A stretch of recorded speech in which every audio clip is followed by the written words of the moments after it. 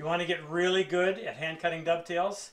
You might want to consider these 4 criteria when you're looking for a saw.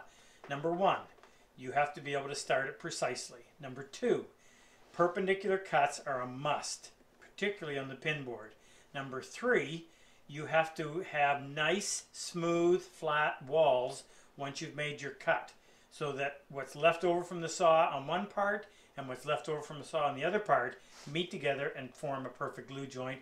And number 4, you want a handle that will quite soon become part of your hand, literally an extension of your hand, so that those angles will become muscle memory and you're not constantly having to watch the line. Let me show you how my saw can meet those 4 criteria.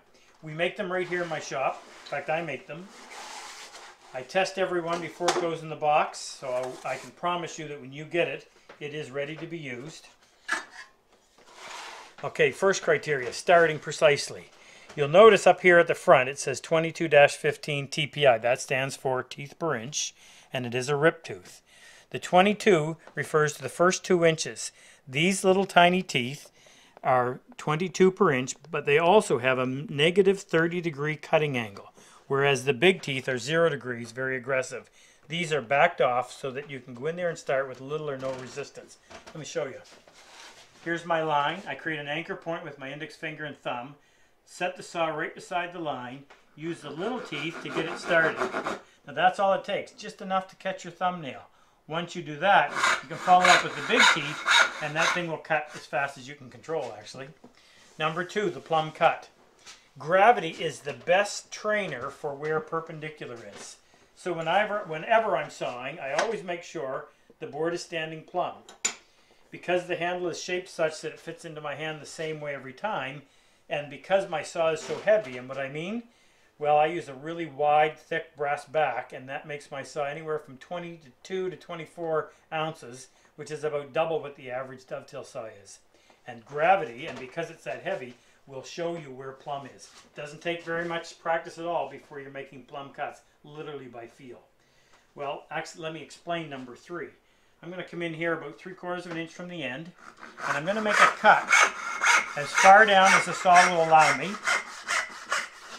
Then I'm going to turn that around, and I'm going to cut that piece off.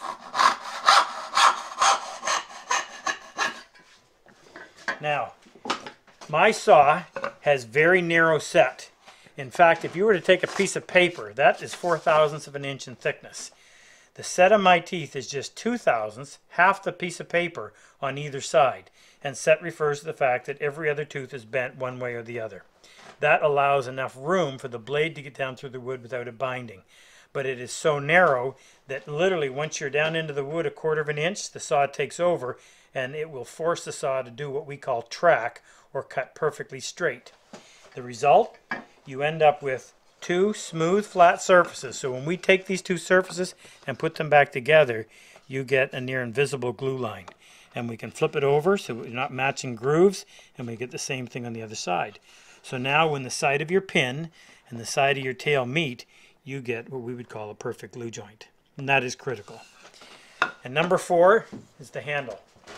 When we make our handle, we actually put finger recesses in there. It's designed to be a 3-finger open pistol grip, and what they do is just help so that every time you pick it up, whether it's the first time or the 100th time, it's always going to register in your hand the same way, and with very little practice you literally will learn where that 10-degree side cut is and where that 0-degree or plumb cut is for the pin board. Now, if you're really into saws, this is our standard saw, and it's the same from here on out, is the same on all of our saws, but we just started offering some really pretty premium saw handles. This one is made out of what's called torrefied bird's eye. So they take bird's eye maple, they put it in an oven in the absence of oxygen, they cook it, and it gets this honey patina. There's your standard bird's eye maple. Gorgeous wood.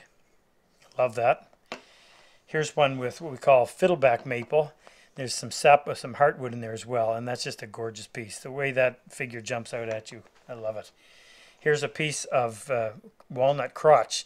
Crotch is where the limb splits and goes in 2 directions, and the grain sometimes can't decide which way it wants to go, and it gets that wiggly figure, and it's beautiful stuff. And another favorite, this is Gaboon Ebony. This is the material that they make piano sharps out of. Just jet black, but it has a real elegant look to it. Anyway, you can find those on our site. As I mentioned, the saws are the same with the exception of the handle.